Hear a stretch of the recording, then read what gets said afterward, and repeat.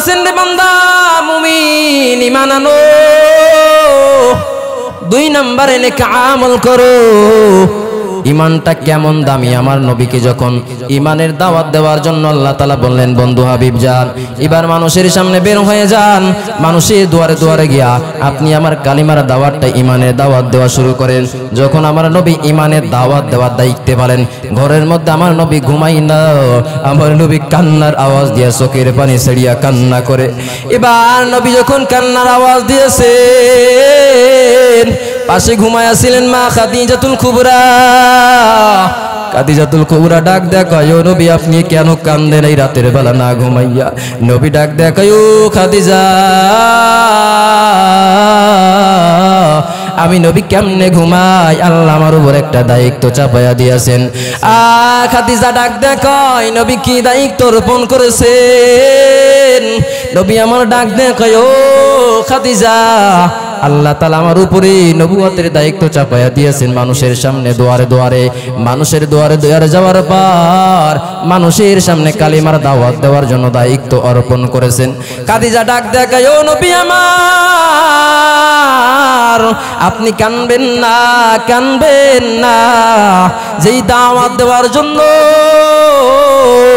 আপনি কান্না করতেছেন আল্লাহর নবী ডাক দেয়া বলে খাদিজা আমি তেমনি কান্দি না আমি কান্না করতেছি আমি যদি মানুষের দুয়ারে দুয়ারে যাই ঈমানে দাওয়াত দেই এই বেঈমান কাফেরের দল আমি নবীর দাওয়াতি কালিমা কি গ্রহণ করবে এই মনে কষ্ট নিয়ে কান্না করি খাদিজা ডাক দে কয় ইয়া রাসূলুল্লাহ ইয়া হাবিবাল্লাহ আপনি আর কাঁদবেন না প্রথম দাওয়াতি কালিমাটা আপনি আমাকে দেন আমি খাদিজা প্রথম পৃথিবীর মানুষের মধ্যে জানবে সকলের আগে আমি কোনো পুরুষ না আমি মা খাদিজা আপনার হাতে কালিমা পড়ে মুসলমান হয়ে গেলাম নবী আমার এবার সাহস পাইলেন নবী আমার দাওয়াতি কালিমা দাওয়াত দেওয়ার জন্য তায়েফের ময়দানে বের হয়ে গেলেন তায়েফের ময়দানে যাওয়ার পরে বেঈমানদেরকে যখন দাওয়াতের কালিমার দাওয়াত দেওয়া শুরু করলেন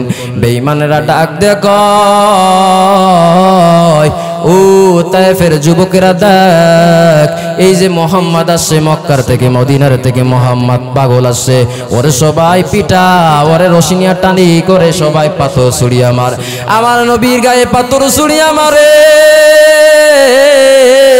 আমার নবীর শরীরে পাথরের আঘাত নবীর গায়ে পাথরের আঘাতের কারণে খণ্ড বিখণ্ড হয়ে গেল নবীর গাউ দিয়ে শরীর মুবারক দিয়ে রক্ত ঝরে এমন রক্তই ঝরা ঝরলেন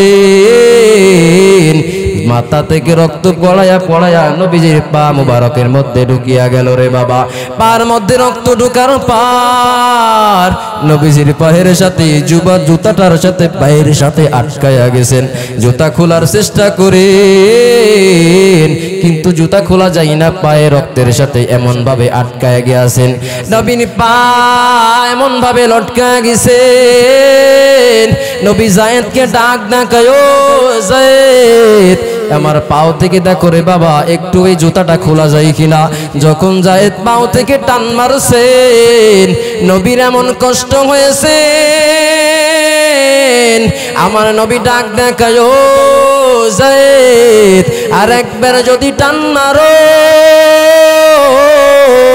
আর একবার যদি আমি পায়ে নবীর পার সাথে জুতাটা টান দাও ও যায় তার একবারও টান দিবা না রে বাবা আমি নবীর পার সাথে জুতাটা এমন ভাবে লটকায়া গেছে এমন ভাবে আটকায়া গেছে রে বাবা যদি পা জুতা সরে টান মারো আমি নবীর কষ্ট হয় মনে হয় তোমার কলিজাটা ছিড়িয়া যায় ও যায় তার টান মারবা না যায় টান মারতে পারি না নবীর এই কষ্ট দেখিয়া আরো সে মহল্লায় যত ফেরেশতা আছে ফেরেশতাগুলো কান্নার আওয়াজ দেওয়া শুরু করে দিয়েছেন ফেরেশতাদের কান্নার আওয়াজ দেখা আমার আল্লাহ ডাক দেয়া কয় ও ফেরেশতারা আপনারা কেন কান্দেন বলে আল্লাহ আপনি কি দেখেন না আপনার হাবিব যেই হাবিবকে না বানাইলে দুনিয়ার কিছুই আপনি সৃষ্টি করতেন না সেই হাবিবকে তায়েফের বেঈমানেরা যুবকেরা পাথর ছুড়িয়ে আপনার নবী আপনার হাবিবকে কতই না কষ্ট দিলেন,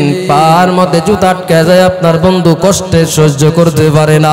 আমার আল্লাহ ডাক দেখায়, ও ফেরেশতা দৌড় মারে যা, আমার বন্ধু হাবিবের কাছে যা, গিয়ে আমার হাবিবকে বল, আমার ওই হাবিবের বল, যদি হাবিব চায় ওই তায়েফের বেঈমানেরা যারা পাথর মারল আমার নবীর কলিজায় আঘাত করল, ওই তায়েফবাসীর জন্য আমার নবীর কাছে অনুমতি নাও। নবী যদি অনুমতি দেয় তায়েফের বেঈমানের গুলারে মাটি চাপা দেয়া পিষে দাও। আল্লাহরই ওয়ার্ডার পাইয়া যখন ফেরেশতা জিবরিল হাজির হয়ে গেল, ডাক দেখায়, ও নবী আমার, আপনি এই যে এমন কষ্টই না করেন, আল্লাহ তাআলা আপনার কষ্ট সহ্য করতে পারেন না। আপনি এই যে কষ্ট পাইতেছেন, আপনি আল্লাহর হাবিব, আল্লাহ তাআলা আপনার এই কষ্ট দেখা সহ্য করতে পারেন না রে হাবিব। আপনার এই কষ্ট দেখিয়া এই যে পাহাড়ি ফেরেশতা যারা নিযুক্ত আছেন, এই ফেরেশতাদের কি আপনার কাছে পাঠাইয়াছেন। আপনি হাবিব যদি একবার অনুমতি দেন, একবার যদি অনুমতি দেন, ও হাবিব এই যে পাহাড়গুলো, তায়েফের পাহাড়গুলোকে উল্টায়া এই তায়েফবাসীর উপরে চাপাইয়া দেওয়া হবে, এমন ভাবেই না চাপাইয়া দেওয়া হবে। ও হাবিব আপনি যদি একবার অনুমতি দেন, আপনি অনুমতি দিলে পরে এই পাহাড়টা তাদের উপরে চাপাই দেওয়া হবে। আমার হাবিব ডাক ডাকায়, আমা আরসালনাকা ইল্লা রাহমাতাল লিল আলামিন, আল্লাহ তাআলা আমার এই পৃথিবীর জমিনের জন্য রহমত করে আল্লাহ তাআলা মানুষের জন্য পাঠাইছেন রে ফেরেশতা, আমি তো মানুষের জন্য আযাব না, আল্লাহ তাআলা আমার এই মানুষের রহমতের জন্য পাঠাইছেন। অতএব ফেরেশতার দল না, আমি রহমতের জন্য দুনিয়াতে আসছি। ও ফেরেশতার দল না না না না না, এই তায়েফবাসী আজকে যদিও আমাকে চিনে নাই, এমন একদিন আসবে এই তায়েফবাসীকে আল্লাহ তাআলা মুসলমানের জন্য স্বর্ণের খনি বানায় দিবে। জীবনে না করিলাম বন্দেগি,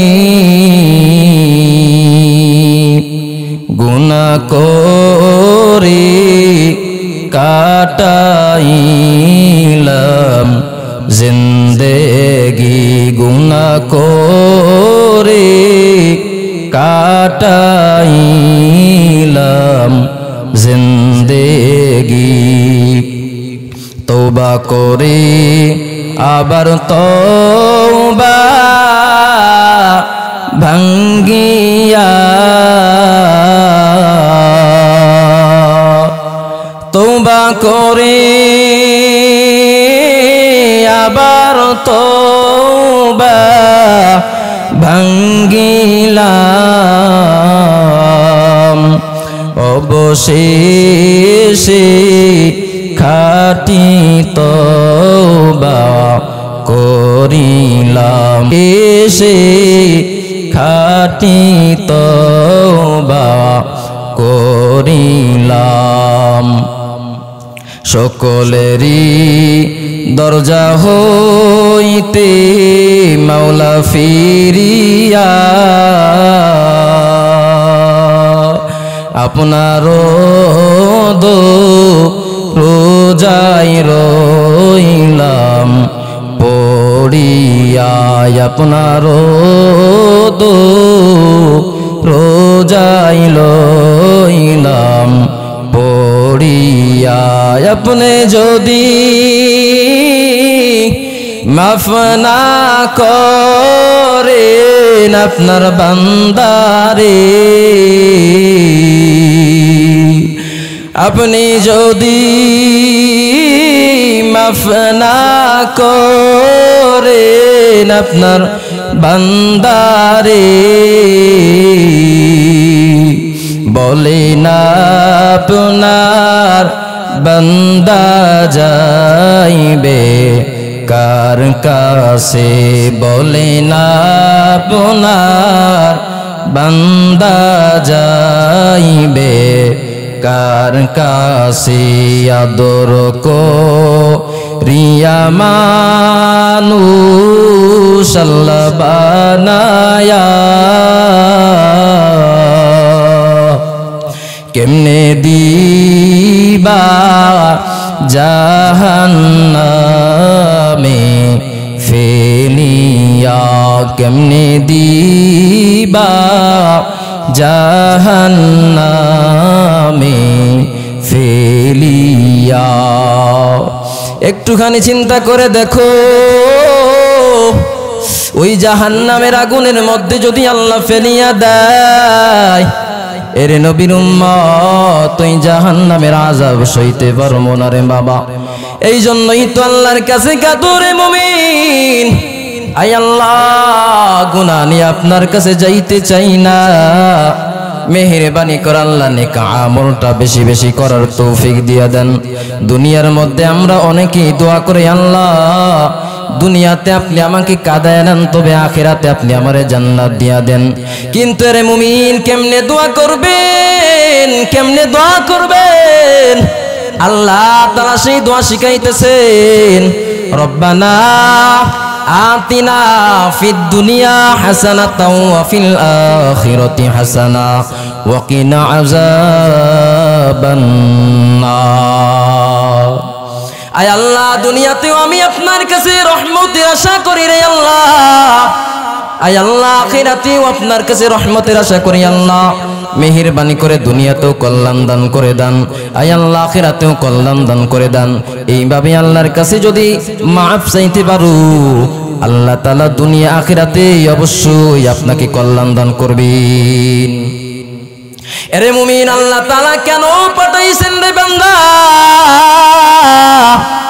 আল্লাহ তাআলা ডাক দেখো আমি আল্লাহ তাআলা তোদেরকে সৃষ্টি করলাম আমি আল্লাহ তাআলা সৃষ্টি করার পর আমি আল্লাহ তাআলা তোদের জন্য দুইটা শর্ত দিলাম ও বান্দা দুইটা শর্ত যদি মানতে পারো আমি আল্লাহ তাআলা জান্নাতের মধ্যে মেহমানদারির ব্যবস্থা আমি আল্লাহ করলাম কি দুইটা এক নম্বরে ঈমান দুই নম্বরে আমলে নেক আমলে সালেহ নেক আমল করবা এক নম্বরে ঈমান আনার পরে যদি নেক আমল করেন তাহলে আল্লাহ তাআলা ওয়াদা করেছেন আপনার আমার জন্য জান্নাতের মেহমানদারি হইবে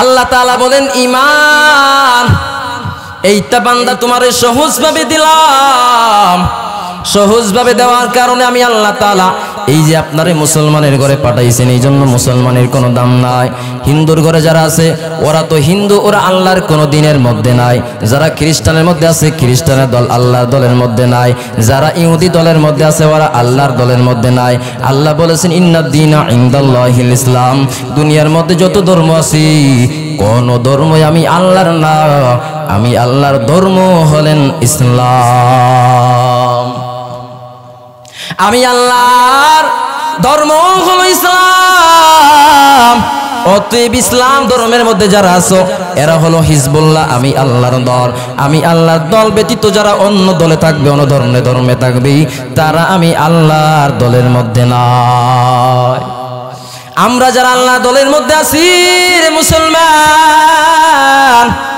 কত গুনাহ করেছি জীবন অন্যায় করেছি মাফ চাই আল্লাহর কাছে মাফ চাইলে আল্লাহ তাআলা আপনাকে মাফ করিয়া দিবেন কেননা আল্লাহ তাআলার থেকে রহমত আর কেউ নাই আল্লাহ তাআলা থেকে দয়া আর অন্য কারণ নাই আসেনি চিল্লায়ে বলেন আল্লাহ আমার রব ওই রবি আমার সব কথা ঠিক বলেন ঠিক না ঠিক আল্লাহ আমার রব ওই রবি আমার সব দমে দমে তনু মনে তারি অনুভব দমে দমে তনু মনে তারি অনুভব আল্লাহ আমার রব ওই রবি আমার সব সবাই আমার সাথে বলেন আল্লাহ আমার রব ওই রবি আমার সব দমে দমে তনু মনে তারি অনুভব দমে দমে তনু মনে তারি অনুভব আল্লাহ আমার রব ওই রবি আমার সব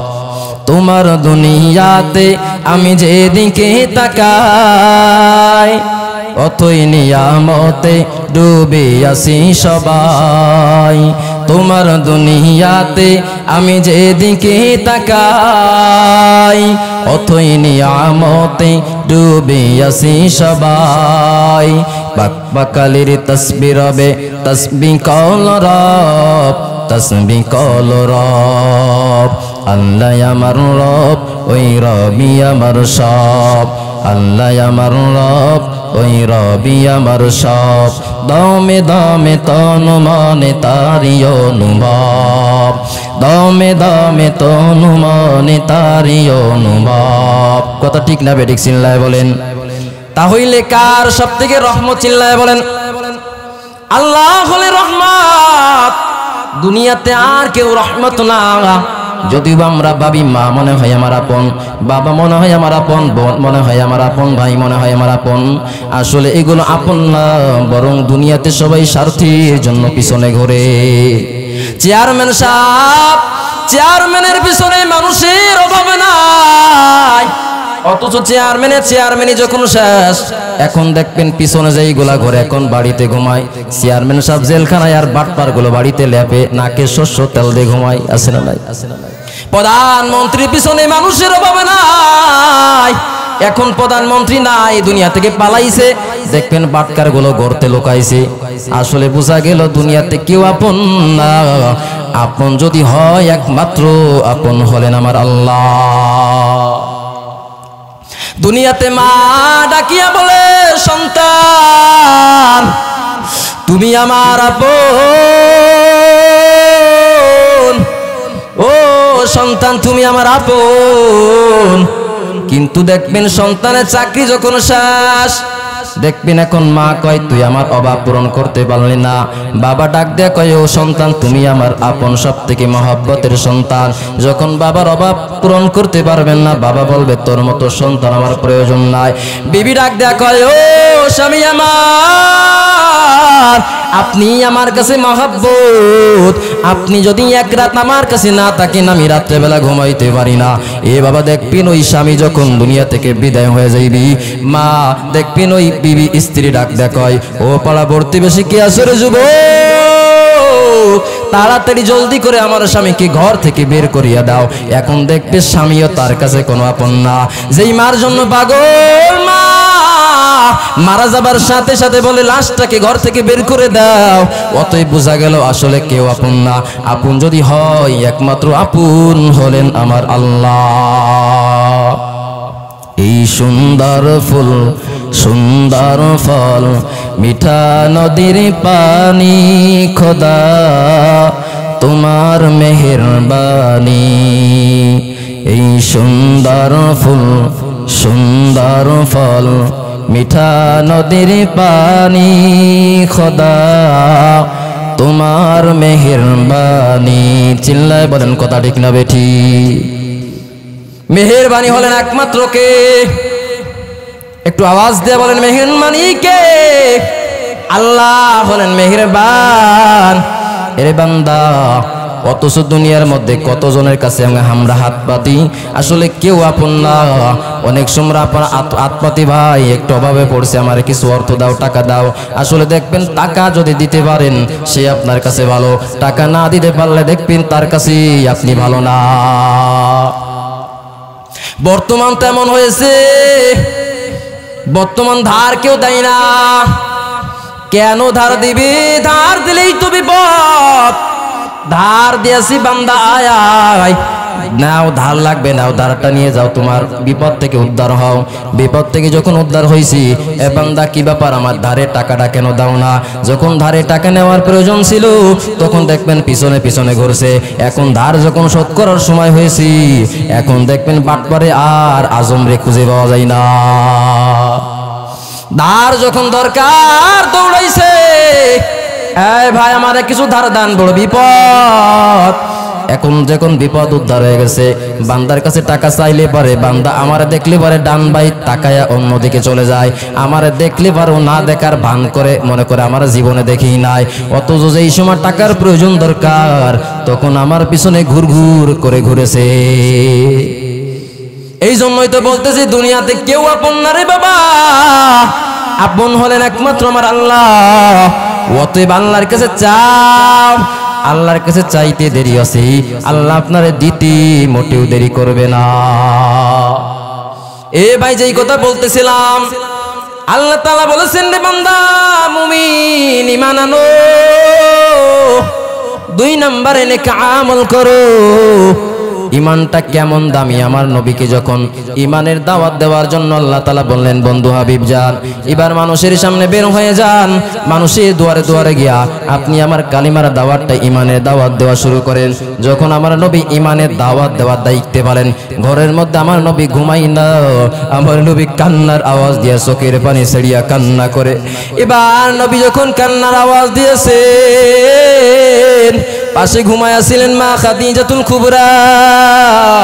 খাদিজাতুল কুবরা ডাক দেখায়, ও নবী আপনি কেন কান্দেন এই রাতের বেলা না ঘুমাইয়া? নবী ডাক দেখায়, ও খাদিজা আমি নবী কেমনে ঘুমাই, আল্লাহ আমার উপর একটা দায়িত্ব চাপাইয়া দিয়েছেন। খাদিজা ডাক দেখায়, নবী কি দায়িত্ব অর্পণ করেছেন? নবী আমার ডাক দেখায়, ও খাদিজা আল্লাহ তাআলা আমার উপরে নবুয়তের দায়িত্ব চাপাইয়া দিয়েছেন। মানুষের সামনে দুয়ারে দুয়ারে, মানুষের দুয়ারে দুয়ারে যাওয়ার পর মানুষের সামনে কালিমার দাওয়াত দেওয়ার জন্য দায়িত্ব অর্পণ করেছেন। খাদিজা ডাক দেখায়, ও নবী আমার আপনি কানবেন না, কানবেন না, যেই দাওয়াত দেওয়ার জন্য আপনি কান্না করতেছেন। আল্লাহর নবী ডাক দেয়া বলে, খাদিজা আমি তেমনি কান্দি না, আমি কান্না করতেছি। আমি যদি মানুষের দুয়ারে দুয়ারে যাই, ইমানে দাওয়াত দেই এই বেঈমান কাফেরের দল, আমি নবীর দাওয়াতি কালিমা কি গ্রহণ করবে এই মনে কষ্ট নিয়ে কান্না করি। খাদিজা ডাক দে কয়, ইয়া রাসূলুল্লাহ ইয়া হাবিবাল্লাহ আপনি আর কাঁদবেন না, প্রথম দাওয়াতি কালেমাটা আপনি আমাকে দেন, আমি খাদিজা প্রথম পৃথিবীর মানুষের মধ্যে জানবে সকলের আগে আমি কোনো পুরুষ না, আমি মা খাদিজা আপনার হাতে কালেমা পড়ে মুসলমান হয়ে গেলাম। নবী আমার এবার সাহস পাইলেন, নবী আমার দাওয়াতি কালিমা দাওয়াত দেওয়ার জন্য তায়েফের ময়দানে বের হয়ে গেলেন।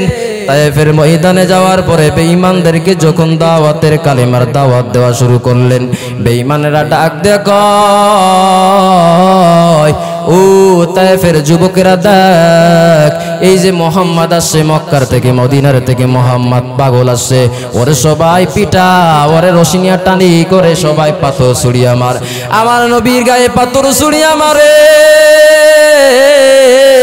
আমার নবীর শরীরে পাথরের আঘাত, নবীর গায়ে পাথরের আঘাতের কারণে খণ্ড বিখণ্ড হয়ে গেল, নবীর গাউ দিয়ে শরীর মুবারক দিয়া রক্ত ঝরে, এমন রক্তই ঝরা ঝরলেন মাথা থেকে রক্ত পড়ায়া পড়ায়া নবীজির পা মুবারকের মধ্যে ঢুকিয়া গেল রে বাবা। পার মধ্যে রক্ত ঢুকার পার নবীজির পায়ের সাথে জুতাটার সাথে পায়ের সাথে আটকায়া গেছেন। জুতা খোলার চেষ্টা করেন কিন্তু জুতা খোলা যায় না, পায়ে রক্তের সাথে এমন ভাবে আটকায়া গিয়েছেন, নবীর পা এমন ভাবে লটকায়া গেছেন। নবী যায়েদকে ডাক দেখায়, ও যায়েদ আমার পাও থেকে দেখো রে বাবা একটু এই জুতাটা খোলা যায় কিনা। যখন যায়েদ পাও থেকে টান মারছেন, নবীর এমন কষ্ট হয়েছে, আমার নবী ডাক দেখায়, ও যায়েদ আর একবার যদি টান মারো, আর একবার যদি আমি পায়ে নবীর পার সাথে জুতাটা টান দাও, ও যায় তার একবারও টান দিবা না রে বাবা। আমি নবীর পার সাথে জুতাটা এমন ভাবে লটকায় গেছে, এমন ভাবে আটকায় গেছে রে বাবা, যদি পা জুতা শরীরে টান মারো আমি নবীর কষ্ট হয়, মনে হয় তোমার কলিজাটা ছিড়িয়া যায়। ও যায় তার টান মারবা না, যায় টান মারতে পারি না। নবীর এই কষ্ট দেখিয়া আরো সে মহল্লায় যত ফেরেশতা আছে ফেরেশতাগুলো কান্নার আওয়াজ দেওয়া শুরু করে দিয়েছেন। ফেরেশতাদের কান্নার আওয়াজ দেখা আমার আল্লাহ ডাক দেয়া কয়, ও ফেরেশতারা আপনারা কেন কান্দেন? বলে আল্লাহ আপনি কি দেখেন না আপনার হাবিব, যেই হাবিবকে না বানাইলে দুনিয়ার কিছুই আপনি সৃষ্টি করতেন না, সেই হাবিবকে তায়েফের বেঈমানেরা যুবকেরা পাথর ছুড়িয়ে আপনার নবী আপনার হাবিবকে কতই না কষ্ট দিলেন। পার মধ্যে জুতা আটকে যায়, আপনার বন্ধু কষ্টে সহ্য করতে পারে না। আমার আল্লাহ ডাক দেখায়, ও ফেরেশতা দৌড় মারে যা, আমার বন্ধু হাবিবের কাছে যা, গিয়ে আমার হাবিবকে বল, আমার ওই হাবিবের বল, যদি হাবিব চায় ওই তায়েফের বেঈমানেরা যারা পাথর মারল আমার নবীর কলিজায় আঘাত করল, ওই তায়েফবাসীর জন্য আমার নবীর কাছে অনুমতি নাও। নবী যদি অনুমতি দেয় তায়েফের বেঈমানের গুলারে মাটি চাপা দেয়া পিষে দাও। আল্লাহর ওয়ার্ডার পাইয়া যখন ফেরেশতা জিবরিল হাজির হয়ে গেল, ডাক দেখায়, ও নবী আমার, আপনি এই যে এমন কষ্টই না করেন, আল্লাহ তাআলা আপনার কষ্ট সহ্য করতে পারেন না। আপনি এই যে কষ্ট পাইতেছেন, আপনি আল্লাহর হাবিব, আল্লাহ তাআলা আপনার এই কষ্ট দেখা সহ্য করতে পারেন না রে হাবিব। আপনার এই কষ্ট দেখিয়া এই যে পাহাড়ি ফেরেশতা যারা নিযুক্ত আছেন, এই ফেরেশতাদের কি আপনার কাছে পাঠাইয়াছেন। আপনি হাবিব যদি একবার অনুমতি দেন, একবার যদি অনুমতি দেন ও হাবিব, এই যে পাহাড়গুলো তায়েফের পাহাড়গুলোকে উল্টায়া এই তায়েফবাসীর উপরে চাপাইয়া দেওয়া হবে, এমন ভাবেই না চাপাইয়া দেওয়া হবে। ও হাবিব আপনি যদি একবার অনুমতি দেন, আপনি অনুমতি দিলে পরে এই পাহাড়টা তাদের উপরে চাপাই দেওয়া হবে। আমার হাবিব ডাক ডাকায়, আমা আরসালনাকা ইল্লা রাহমাতাল লিল আলামিন, আল্লাহ তাআলা আমার এই পৃথিবীর জমিনের জন্য রহমত করে আল্লাহ তাআলা মানুষের জন্য পাঠাইছেন রে ফেরেশতা। আমি তো মানুষের জন্য আযাব না, আল্লাহ তাআলা আমার এই মানুষের রহমতের জন্য পাঠাইছেন। অতএব ফেরেশতার দল না, আমি রহমতের জন্য দুনিয়াতে আসছি। ও ফেরেশতার দল না না না না না, এই তায়েফবাসী আজকে যদিও আমাকে চিনে নাই, এমন একদিন আসবে এই তায়েফবাসীকে আল্লাহ তাআলা মুসলমানের জন্য স্বর্ণের খনি বানায় দিবে। এরে মুসলমান, ওই নবী কতই না কষ্ট করেছেন। তায়েফবাসীর কাছে দাওয়াতি কালিমাটা ঈমানের পাওয়ার নিয়ে গিয়েছিলেন, ঈমানের দাওয়াত দেওয়ার জন্য গিয়েছিলেন, কিন্তু কেউ নবীকে মানে নাই, পাথর মেরে কষ্ট দিয়েছেন। আমার নবী কষ্ট নেন নাই, তারপরে রহমতের দোয়া করেছেন রে বাবা। এই কষ্টের ফসল, এই কষ্ট নবী কত কষ্ট করেছেন, আর আমরা কষ্টে বিনা কষ্টে আজকে মুসলমান ঈমান পেয়েছি। অথচ ঈমান পাওয়ার পর সেই ঈমানের কি দাম এখনো বুঝি নাই। ওই সাহাবে কিরাম নবীর কাছে যখন ঈমানটা গ্রহণ করেছেন, গ্রহণ করার পর ওই ফেরেশতা যখন আল্লাহর নবীর কাছে যখন দাওয়াতের কালিমা দেওয়ার নির্দেশ দিলেন, দাওয়াত যখন নবী দেওয়া শুরু করলেন, যখন সাহাবীরা এই দাওয়াত গ্রহণ করলেন, কেমন দামি হয়ে গেল। আল্লাহ তাআলা কোরআনের মধ্যে বলেন, রাদিয়াল্লাহু তাআলা আনহু ওয়া রাদওয়ান, আমি আল্লাহ তাআলা তাদের উপরে খুশি, তারাও আমি আল্লাহ তাআলার উপরে খুশি। ওই সাহাবীরা নবীর কাছে ঈমান নেওয়ার পর কত কষ্ট করেছেন। ওই সাহাবীরা যখন ঈমান পেয়েছেন, ঈমানটা কেমন কষ্ট করেছেন রে বাবা, না বললে না। আল্লাহর প্রিয় এক সাহাবী আব্দুল্লাহ ইবনে হুযায়ফা রাদিয়াল্লাহু তাআলা আনহু, উমরের জামানায় যখন ওই যুদ্ধ বাঁধলেন, বেঈমান কাফেরদের সাথে যুদ্ধ জিহাদ শুরু হয়ে গেল। যখন যুদ্ধে যাইবেন তখন কাফেরদের যে বাচ্চা, যে সরদার, কাফেরদের প্রতিনিধি সেনাবাহিনীর যে প্রধান ছিলেন, সেনাবাহিনীর প্রধানকে ডাক দেয়া কয়, ও সেনাবাহিনীর প্রধান, যদিও বা যুদ্ধে আপনারা না জিততে পারেন, তবে আমি শুনেছি মুসলমান যারা সাহাবী আছেন তাদের ঈমান নাকি বড় দামি, তাদের ঈমান নাকি ছাড়ে না, দুনিয়াও যদি তাদের দিয়ে দেওয়া হয় তারপরেও নাকি তারা ঈমান ছাড়ে না। ও সেনাপ্রধান শুনিয়া নেন, যুদ্ধেও যদিও বা না জিততে পারেন তারপরও শুনিয়া নেন, যুদ্ধে যদিও বা হারিয়া যান, এরপরও অন্তত মুসলমান কিছু সাহাবী ইমানদারকে আমি বাচ্চার কাছে ধরিয়া আনবেন। যখন ইমাম মুসলমান আর বেঈমান কাফেরদের মধ্যে যুদ্ধ শুরু হয়ে গেল, তুমুল যুদ্ধ শুরু হয়ে গেল রে বাবা। হঠাৎ করে কিছু মুসলমান সাহাবী বেঈমানদের হাতে পাকড়াও, বেঈমানেরা ওই বাদশার মোতাবেক, কথার মোতাবেক বাদশার দরবারে পাঠাইয়া দিলেন। এবার বাদশার দরবারে যাওয়ার পর বাদশা ডাক দেয়া কলে, ও মুসলমানের দল, একটু বলবা এই যে আপনারা আমাদের কাছে আসছেন, বলবেন আপনাদের কাছে কে সব থেকে দামি, কে আপনাদের প্রতিনিধি। এবার একজন হাত তুলেছেন, ভাই আপনার নাম কি? বাদশার কথা শুনে এবার হাত তোলা ব্যক্তি বলে, আমার নাম আব্দুল্লাহ ইবনে হুযায়ফা। ও আব্দুল্লাহ ইবনে হুযায়ফা ভাই, আপনি আমার কাছে আসেন। আপনি কাছে আসার পর এই যে আমি বাদশাহী রাজত্বর চেয়ার, আমার পাশের চেয়ারে ও আব্দুল্লাহ ইবনে হুযায়ফা ভাই বসেন। আব্দুল্লাহ ইবনে হুযায়ফা যখন বাদশা চেয়ারের পাশে বসিয়া যায়, তখন বেঈমানেরা দেখে রাগান্বিত হয়। আমাদের বেঈমান মুসলমানদেরকে, যাদেরকে সুরে চলাইবে, আগুনের মধ্যে ফেলাই দিবে, শাস্তি দিবে, তাদের তাই না দিয়া অথচ আমাদের বাদশা তার পাশে মেহমানদারি করাইতেছেন। এইটা দেখিয়া বাদশার বেঈমানেরা যারা প্রজা ছিল তাদের গাওটা মেজাজটা গরম হয়ে গেল। বাদশা ডাক দেয়া কয়, ও আব্দুল্লাহ ইবনে হুযায়ফা ভাই, আমি তো চাই আমার এই রাজত্ব আপনার অর্ধেক লিখে দি। শুধু অর্ধেক লিখে দি তা না, বরং আমার এই সুন্দর কন্যা আছে, কন্যাটাও আপনার সাথে বিবাহ দিয়া দি। আব্দুল্লাহ ইবনে হুযায়ফা ডাক দেয়া কয়, ও বাদশা বেঈমান, এই আপনার বাদশা রাজত্ব অর্ধেক কেন? আপনি যদি পৃথিবীর অর্ধেকও আমার নামে লিখে দেন, যেই ঈমান আমি নবীর কাছ থেকে নিয়েছি, এই ঈমান আমি কোনোভাবেই ছাড়ব না।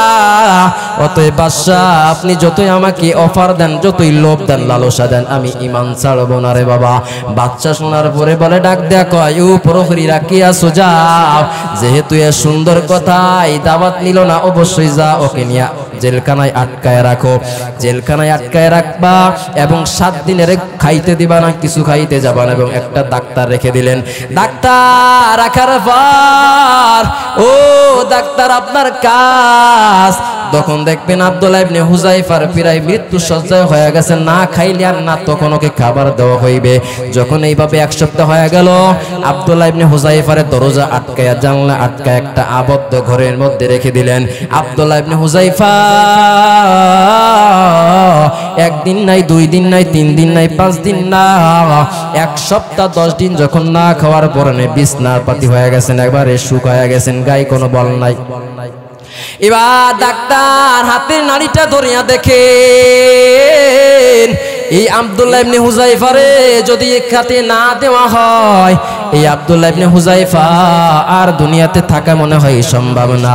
ও প্রহরী দল, যাও যাও, বাচ্চার দরবারে গিয়ে ঘটনাটা জানাও। বাচ্চার দরবারে যখন ঘটনাটা বিস্তারিত বলা হলো, বাচ্চা ডাক দেয়া কই, যাও এবার ওই মুসলমান আব্দুল্লাহ ইবনে হুযায়ফার সামনে খাবার দাও, তবে খাবারটা হবে শুকরের মাংস এবং মদ মিশানো পানি দেওয়া হবে। যখন তার সামনে আব্দুল্লাহ ইবনে হুযায়ফার সামনে ওই যখন শুকরের মাংস এবং মদ মিশানো পানি দেওয়া হলো রে বাবা, আব্দুল্লাহ ইবনে হুযায়ফা 10 দিন না খাওয়া, 10 দিন না খাওয়া বান্দার পেটে কি ক্ষুধা, কত ক্ষুধা। এবার খাবারটা দেখার পর আব্দুল্লাহ ইবনে হুযায়ফা তো জানি না যে আমার খাবারটা নাপাক, আমার খাবারটা হারাম। আব্দুল্লাহ ইবনে হুযায়ফা যখন খাবারটা খাওয়ার জন্য হাত ধুয়ে খাবার খাওয়ার জন্য রেডি হয়েছেন রে বাবা, তখন ডাক দেয়া ওই ডাক্তার ডাক দেয়া কয়, ও মুসলমান আব্দুল্লাহ ইবনে হুযায়ফা, আপনার সামনে যে খাবার দেওয়া হয়েছে আপনি কি জানেন এই খাবারটা কোন খাবার? বলে না, জানি না। আপনার সামনে যেই খাবার দেওয়া হয়েছে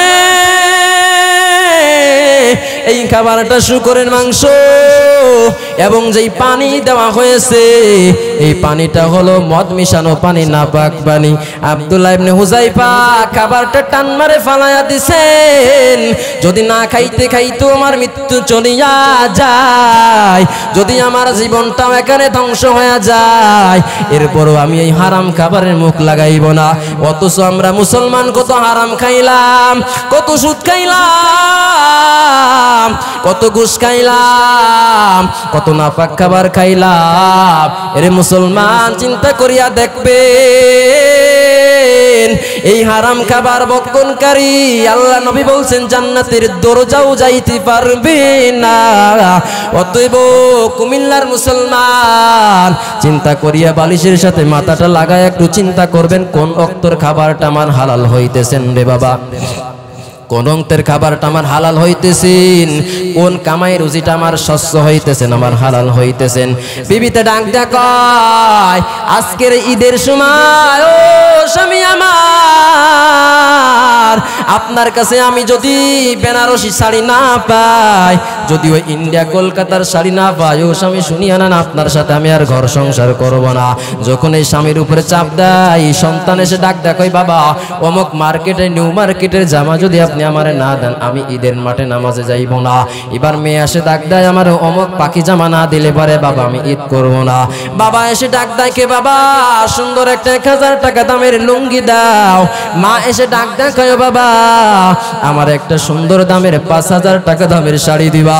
এই যে সব চারিপাশের যেই চাপ, এই চাপ পাওয়ার পরে বান্দা অনেক সময় ভুল করি ওই চাপ মিটাবার জন্য অনেক সময় হারাম খেয়ে ফেলা। ওরে বাবা, কিন্তু শুনিয়া রাখবেন, মনে রাখবেন, যাদেরকে খুশি করার জন্য আপনি নাপাক খাইলেন, হারাম খাইলেন, সুদ খাইলেন, ঘুষ খাইলেন, শুনিয়া না ওরে মুসলমান, যেই নাপাক খাইলেন, হারাম খায়া টাকা কামাই করিয়া যেই মা বাবার যেই সন্তান স্বামী স্ত্রীর পূরণ করলেন, দেখবেন কিয়ামতের ময়দানে আপনি যদি ডাক দেয়া করলেন, ও মা আমি আপনাদেরকে খাওয়াবার জন্য আমি চারিপাশে শুধু টাকার পিছনে দৌড়াইয়াছিলাম, ও মা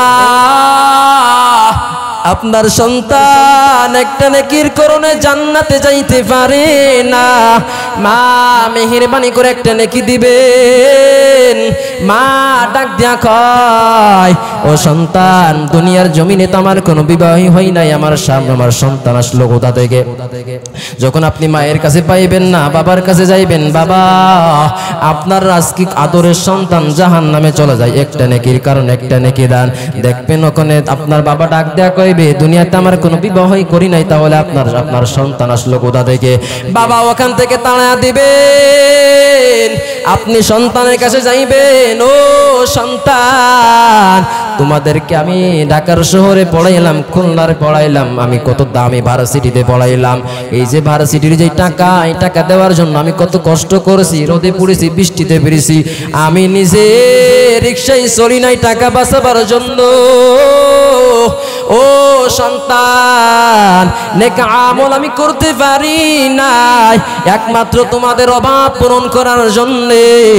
ও সন্তান আজকে তোমার বাবা একটা নেকির কারণে জাহান্নামে চলে যাইতেছে, একটা নেক দিয়া তার সহযোগিতা করো।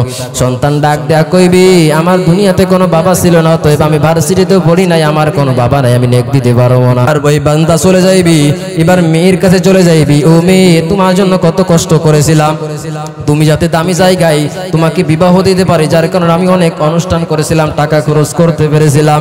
ও মেয়ে আসো কন্যা, তোমার জন্য কত কষ্ট করেছিলাম এ সন্তান, আজকে তোমার বাবা একটা জাহান্নামে চলে যাইতেছে, একটা নেকির কারণে একটা নেকি দেওয়ার সহযোগিতা করো। দেখবেন আপনার ছেলেও আপন না, আপনার মেয়েও আপন না। এবার আপনি যখন স্ত্রীর কাছে যাইবেন, ও কলিজার স্ত্রী আমার, যেই আমি স্বামী ছাড়া আপনি রাত্রে ঘুমাইতে পারতেন না, সেই আপনার স্বামী আজকে একটা নেকির কারণে জাহান্নামে চলে যাইতেছেন। একটা নেক দেন, একটা নেক যদি দেন, আপনার স্বামী আজকে জান্নাতের মেহমান হয়ে যাইতে পারবে। দেখবেন সেই দিন আপনার স্ত্রীও আপনাকে একটা নেক দিয়া সাহায্য করবে না, ডাক দিয়া কইবে দুনিয়াতে আমার কোনো বিবাহই হয় নাই, অতএব আমার কোনো স্বামী নাই। এরে মুসলমান, এ কামাইর বাগ এলাকার মুসলমান, অতএব দুনিয়াতে কেউ আপন না, মা আপন না, বাবা আপন না, ভাই আপন না, বোন আপন না, যাদেরকে বন্ধু বান্ধব আপন বানাইলা এরা কেউই আপন না রে বাবা। সবাই স্বার্থের জন্য আপনার পিছনে ঘরে, আসলে কেউ স্বার্থ ছাড়া ঘুরে না। বন্ধু বান্ধব চায়ের স্টলে নিবেন, চা খাওয়াইবেন, পান খাওয়াইবেন, ওদেরকে বিভিন্ন প্রকার অর্থ দিবেন, দেখবেন আপনার পিছনে বন্ধু বান্ধবের কোনো অভাব নাই। কিন্তু দেখবেন যখন অর্থ শেষ হয়ে যাইবে, কেউ আপনার পিছনে নাই, দেখবেন সবাই দূরে সরিয়া যাইবি। এ মুসলমান, দিলটার একটু নরম বানায়া, চোখটা বুঝিয়ে একটু চিন্তা করেন। আপনি যদি এখন স্ট্রাক করে মারা যান, এখনই যদি আপনি মারা যান, আরে এখনই আপনার লাশটা ঘরে থেকে বের করে দিবে আর ঘরের মধ্যে রাখবে না। অথচ যেই খাটের জন্য, যেই পালঙ্কের জন্য আপনি কত কষ্ট করেছিলেন, দেখবেন ওই পালঙ্কে আর ওই খাটে ওই জাজিমের উপর আপনারা রাখবে না, মাটিতে শোয়ায় দিবে, একটা চাদর দিয়া ঢাকিয়া দিবে। একটুখানি চোখটা বন্ধ করে চিন্তা করে রে বাবা, দেখবেন চিন্তা করেন এখনই আপনি মারা গেছেন, কিছুই আপনার সাথে যাই নাই। ওই যে উঠানের মধ্যে আপনার লাশটা বিছায় রাখছে, কেউ সাথে যায় না, কাছে যায় না, বিবু আপনার কাছে বসে না, সন্তান আপনার কাছে বসে না। আপনি বড় এতিম, আপনি বড় অসহায়। আহারে, যাদের জন্য আমি পাগল ছিলাম, এখন দেখি আমার লাশের পাশেও কেউ থাকে না। রাত্রেবেলা ফালায় রাখছি, কেউ আপনার পাশে থাকলো না রে বাবা। সবাই যার লেপের তলে আরামে ঘুমায়, অথচ কেউ আপনার পাশে থাকে না। লাশটারে ওই পালকির উপরে রাখিয়া উঠানে ফালাইয়া রাখছি। আরে তাড়াতাড়ি সকালবেলা ডাক দেয়া কইবে, কে আসো? একদল যাও গরম পানি করিয়া নিয়ে আসো। আর এক দলে ডাক দেয়া কইবে, যা যা তাড়াতাড়ি লাশটারে একটু তাড়াতাড়ি গোসলের ব্যবস্থা করো। তাড়াতাড়ি গোসলটা দেওয়া হয়ে যাইবে রে বাবা, তাড়াতাড়ি আপনার দাফনের কাপড়টা ব্যবস্থা করা হয়ে যাইবে।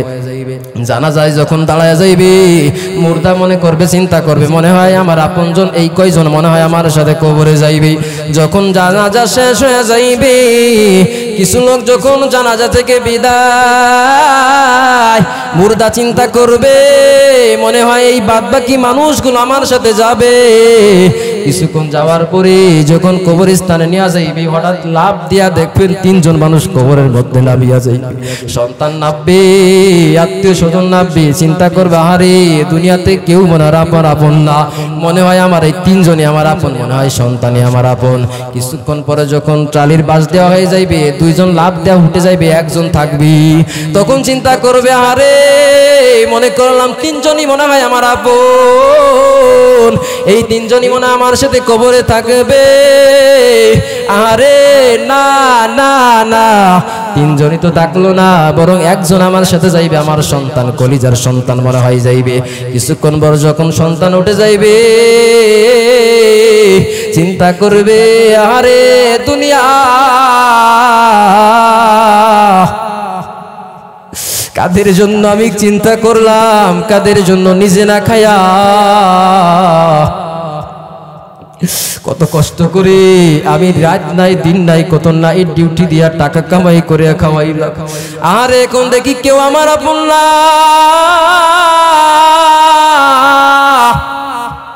সবাই আমারে ছেড়ে চলে যায় গহীন অন্ধকার কবর। এ কামাইর এলাকার মুসলমান, এ পর্দার অন্তরের মা, একটুখানি চিন্তা করিয়া দেখে আজকে কত ব্যভিচার করলাম, কত অন্যায় করলাম, অবিচার করলাম, কত চুরি করলাম, ডাকাতি করলাম, কত জিনা করলাম। চিন্তা করে দেখো দুনিয়াতে মনে হয় ভাবলাম দুনিয়াতে যদি বা কেউ না দেখে আসলে কে দেখে আমাদের। এ মুসলমান, যখন কবর থেকে সবাই এক এক করে উঠিয়া যাইবে, কবরের মধ্যে আপনাকে একা ফেলায়া যখন সবাই বিদায় হয়ে যাইবে, আহারে একা একা থাকবো কবরের মধ্যে, কবরে অন্ধকার রাত। ডাইনে তাকাইলেও মাটি, বামে তাকাইলেও মাটি, আমার সামনে তাকাইলেও মাটি, পিছনে তাকাইলেও মাটি, সামনে পিছনে ডাইনে বামে উপরে নিচে শুধু মাটি। আরে মাটি বুঝি আমার আপন,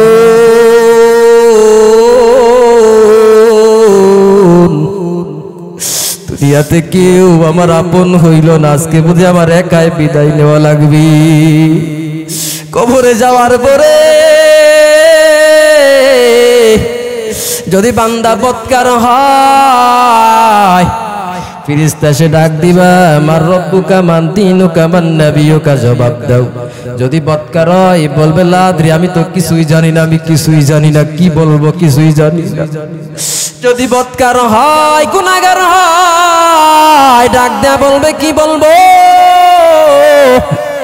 আমি তো কিছুই জানি না, আমি তো কোরআনটা পড়ি না, আমি মাদ্রাসার বারান্দায় যাই নাই, নিজে তো কোরআন পড়তে জানিও না, আমার সন্তানটারও মাদ্রাসায় পড়াই নাই, আলেম হই নাই। আজকে যদি আলেম হইতো আমার সন্তান, আমি সন্তানের কাছ থেকে শিখতাম।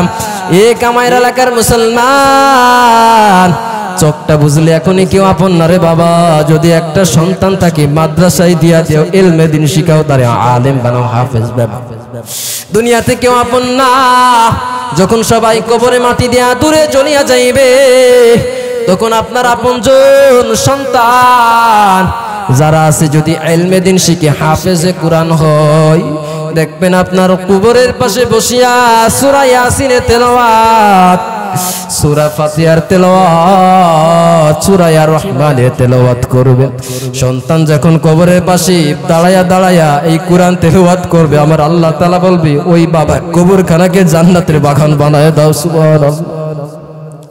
এরে নবীর উম্মত, আজকে তো আমাদের অবস্থা, সন্তানকে কেমনে জজ বানানো যায়, উকিল বানানো যায়, ব্যারিস্টার বানানো যায়, সন্তানকে কেমনে এসপি, ওসি, আইজি বানানো যায়, পুলিশ বানানো যায়, র্যাব বানানো যায়, আর্মি, বিডিআর বানানো যায়, বিজেপি বানানো যায়, আনসার বানানো যায়। আমরা শুধু দুনিয়ার পাগল, দুনিয়ার জন্য কত কিছু করলাম, অথচ মরার পরে দেখা যাবে সন্তান আমার কবরের পাশে গিয়া সূরা ফাতিহাটাও পড়তে পারে না রে বাবা। এ নবীর উম্মত, একটুখানি চোখটা বন্ধ করেও যদি ওই অন্ধকার কবরের মধ্যে একবার আসামি হয়ে বন্দী হয়ে যাও, যতই আপনি বলেন আল্লাহ আমার আরেকবার সুযোগ দেন, দুনিয়াতে যাওয়ার পর আল্লাহ আমি আর একটু ভালো আমল করে নিয়ে আসি, আয় আল্লাহ একটু নেক আমল করে আসি, আয় আল্লাহ জান্নাতের কাজ করে আসি, আল্লাহ তাআলা ডাক দেয়া কবি বান্দা তোরে আমি কম সময় দেই নাই, শুধু সময় দিয়া শেষ না, লক্ষ লক্ষ পয়গম্বর পাঠাইলাম, ইমানের দাওয়াত দিল, কালেমার দাওয়াত দিল, মানিস নাই। তলবে আলেম তোরে দাওয়াত দিছি, মসজিদের খতিব সাহেব তোরে বয়ানের মাধ্যমে দাওয়াত দিছে, বক্তা সাহেব তোরে দাওয়াত দিছে, পীর সাহেব হুজুর দাওয়াত দিছেন, কারোর কথা তুমি শুনো নাই, নিজের খেয়াল মতো চলেছো, যা করতে মন চাই তাই করেছো। বান্দা আজকে তুমি পাকড়াও হয়ে গেছো, আর দুনিয়াতে যাওয়ার কোনো সুযোগ নাই রে বাবা। ওই দুনিয়াতে একবার তোমার সুযোগ দেওয়া হইবে, দুনিয়াতে যখন বান্দা যখন পরীক্ষার হলে যায়, একবার ফেল করলেও আর একবার দেওয়ার সুযোগ থাকে, দ্বিতীয়বার ফেল করলে তৃতীয়বার দেওয়ার সুযোগ থাকে, কিন্তু আল্লাহর আদালতে একবার যদি কবরে গ্রেফতার হয়ে যান, বান্দা আর আসার কোনো সুযোগ নাই।